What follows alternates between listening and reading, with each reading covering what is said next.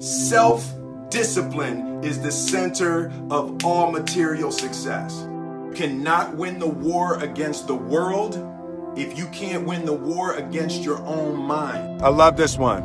Fail early, fail often, fail forward. It's always a little bit frustrating to me when people have a negative relationship with failure.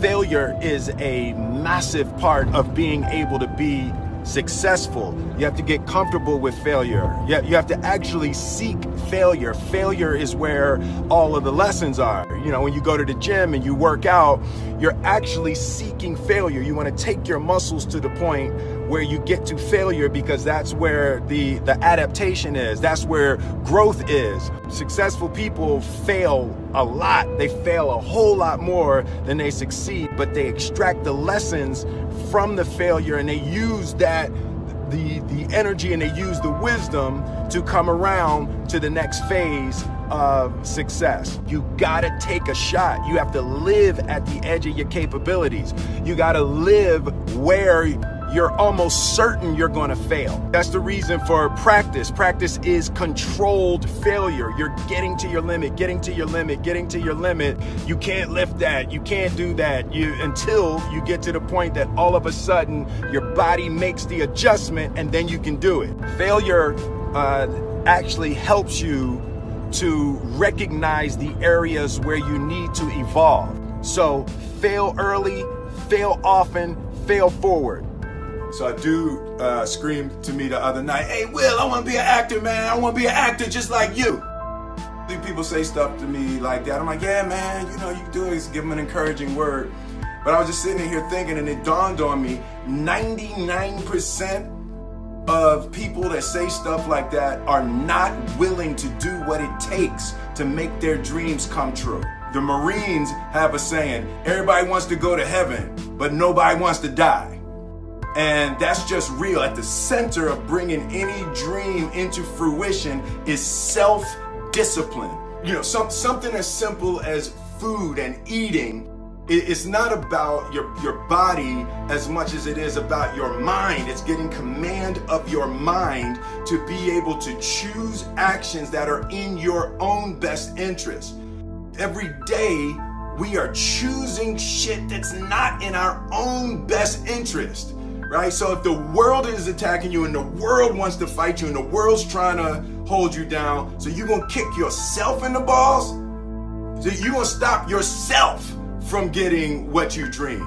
Self-discipline is the center of all material success. You cannot win the war against the world if you can't win the war against your own mind. The only thing that I can see, and you can never really look at yourself, the only thing that I see that is distinctly different about me is I'm not afraid to die on a treadmill.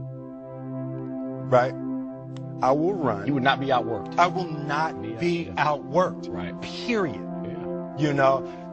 You might have more talent than me. You might be smarter than me. You might be sexier than me. You might be all of those things. You got it on me in 9 categories.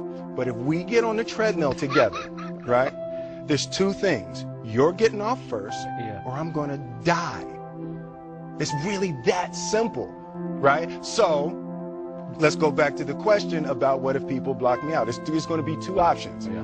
I'm going to get back in, or I'm going to be dead. Yeah. Right? It's like, you're not going to outwork me. It's such a simple, basic concept. It's the guy who is willing to hustle the most is going to be the guy that just gets that loose ball.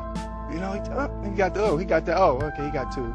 Ooh, God, he hustled, he grabbed that one. That was going to be out of bounds, but he saved it back in. It's like the commodity that I see the majority of people who aren't getting the places they want or aren't achieving the things that they want in this business is strictly based on hustle.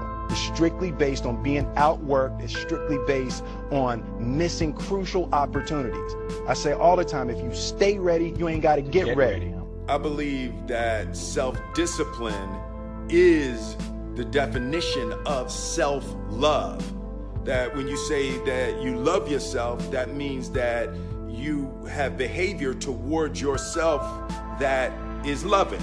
It's like you say to yourself, hey man, look, I know you want to eat that pizza and it'll be really good, but I can't let you eat that, man, because if you eat that pizza, you're going to feel like shit, and I love you too much to let you eat that.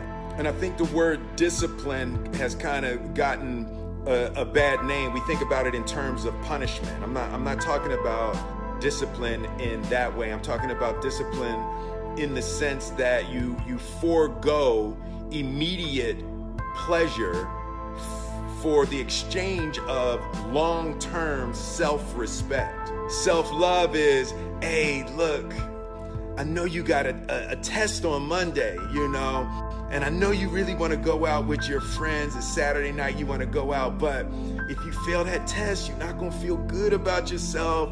I love you too much to let you go out tonight. Self-discipline is self-love. If you want to be happy, you have to love yourself, which means you have to discipline your behavior. The road to sustained happiness is through disciplining your behavior.